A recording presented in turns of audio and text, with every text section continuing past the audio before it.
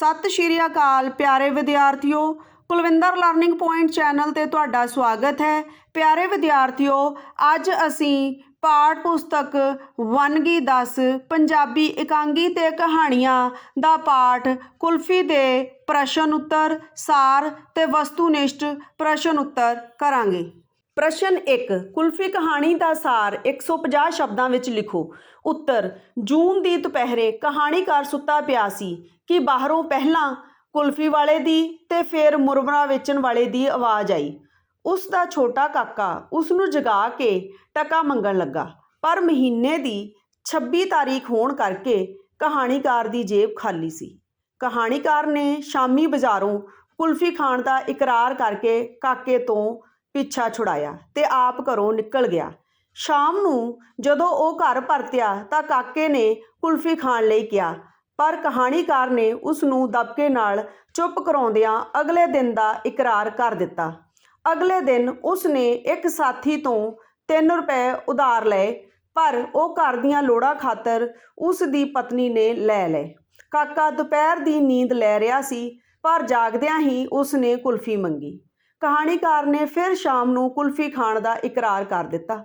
रात नूं वो जरा लेट घर परतिया। काका सौ चुका सी। अद्धी रात वेले वो कुल्फी बुड़बुड़ाउण लगा। सवेरे उठ के उसने कुल्फी ना मंगी, पर दोपहरे जदों बाहरों कुल्फी वाले की आवाज़ आई तां वो खेड़ छड्ड के उधर तुर पिया। कहानीकार भी दब्बे पैरी उसदे मगर गया। जदों कुल्फी वाला शाहां दे मुंडे नूं कुल्फी दे रहा सी तां काका उसनूं धुस दे के पै गया, जिस नाल शाहां दा मुंडा नाली विच डिग पिया ते कुल्फी खिलर गई। जदों वो उठिया तां काके ने उसनूं एक होर चुड मारी ते वो मुड़ नाली विच डिग पिया। जदों शाहणी द्वारा उलामा देण ते काके दी मां उसनूं चपेड़ मारन लगी तां कहानीकार ने कहा, कुछ वंड सुदैणे कायर प्यो दे घर बहादुर मुंडा जम्मिया।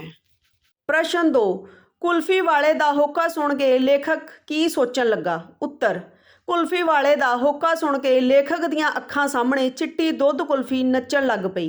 उसदे मूँह विच पानी आ गया, पर वो अपनी आर्थिक तंगी करके कुल्फी खरीदण तो असमर्थ सी।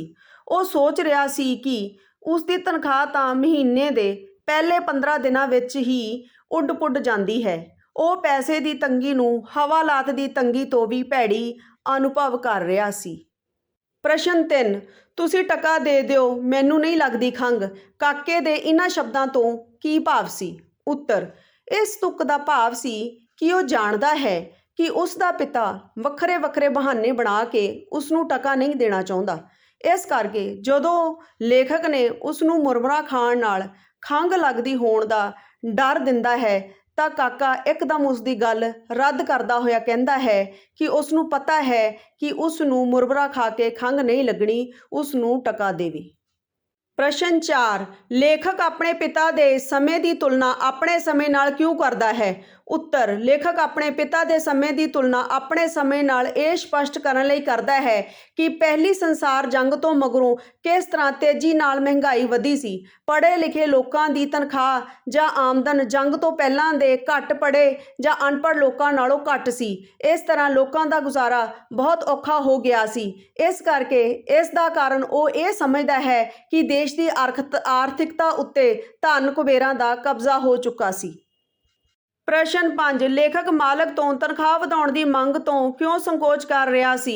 उत्तर, लेखक दे मन विच आउंदा सी कि वो अपने कारोबार दे मालक नूं कहे कि इन्नी तनख्वाह नाल उसदा गुजारा नहीं हुंदा, पर उसनूं ये की पता सी कि मुनाफेखोर मालक ने उसकी नहीं सुननी। नाल ही उसके किसी साथी ने इस मंग लई उसका साथ नहीं देना। मंग कीतियां कई वारी मालक वल्लों नौकरी तो जवाब भी हो जाता सी। इस करके बेरोजगारी दे भयानक भविख तो डरदा वो मालक तो तनख्वाह वधाउण दी मंग करन तो संकोच कर रहा सी।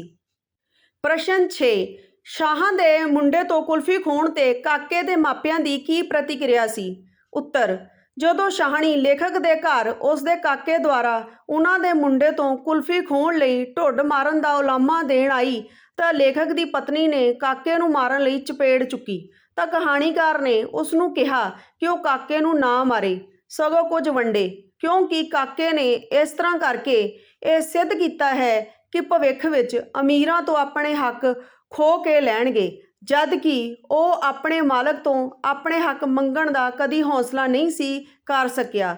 ਇਸ ਕਰਕੇ ਉਹ ਤਾਂ ਕਾਇਰ ਪਿਓ ਦੇ ਘਰ ਜੰਮਿਆ ਬਹਾਦਰ ਪੁੱਤਰ ਹੈ।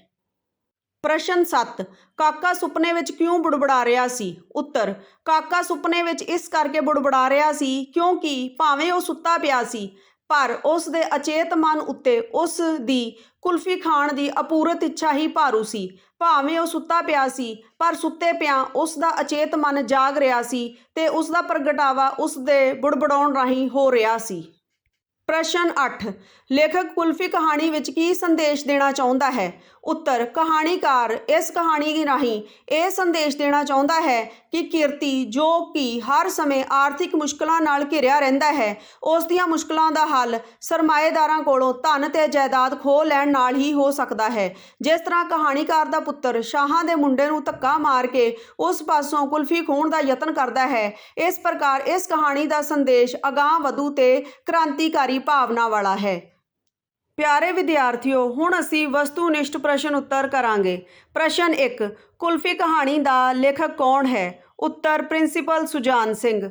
ਪ੍ਰਸ਼ਨ 2, ਕੁਲਫੀ ਕਹਾਣੀ ਦੀ ਘਟਨਾ ਕਿਹੜੇ ਮਹੀਨੇ ਵਿੱਚ ਵਾਪਰਦੀ ਹੈ? ਉੱਤਰ, ਜੂਨ ਵਿੱਚ। ਪ੍ਰਸ਼ਨ 3, ਕਾਕੇ ਨੇ ਲੇਖਕ ਨੂੰ ਜਗਾ ਕੇ ਕੀ ਮੰਗਿਆ? ਉੱਤਰ, ਟਕਾ। ਪ੍ਰਸ਼ਨ 4, ਕੁਲਫੀ ਕਹਾਣੀ ਦੀ ਪਹਿਲੀ ਘਟਨਾ ਜੂਨ ਮਹੀਨੇ ਦੀ ਕਿਸ ਤਾਰੀਖ ਨੂੰ ਵਾਪਰਦੀ ਹੈ? ਉੱਤਰ, 26 ਤਾਰੀਖ ਨੂੰ। ਪ੍ਰਸ਼ਨ 5, ਲੇਖਕ ਨੇ ਆਪਣੇ ਕਿਸੇ ਸਾਥੀ ਤੋਂ ਕਿੰਨੇ ਰੁਪਏ ਲਏ? ਉੱਤਰ, 3। ਪਿਆਰੇ ਵਿਦਿਆਰਥੀਓ, ਇਹ ਸਨ ਕੁਲਫੀ ਕਹਾਣੀ ਦੇ ਪ੍ਰਸ਼ਨ ਉੱਤਰ, ਸਾਰ ਤੇ ਵਸਤੂਨਿਸ਼ਟ ਪ੍ਰਸ਼ਨ ਉੱਤਰ, ਜਿਨ੍ਹਾਂ ਨੂੰ ਅਸੀਂ ਬੜੇ ਧਿਆਨ ਨਾਲ ਪੜ੍ਹਿਆ। ਆਸ ਕਰਦੀ ਹਾਂ ਤੁਹਾਨੂੰ ਇਹ ਚੰਗੀ ਤਰ੍ਹਾਂ ਸਮਝ ਆ ਗਏ ਹੋਣਗੇ। ਧੰਨਵਾਦ।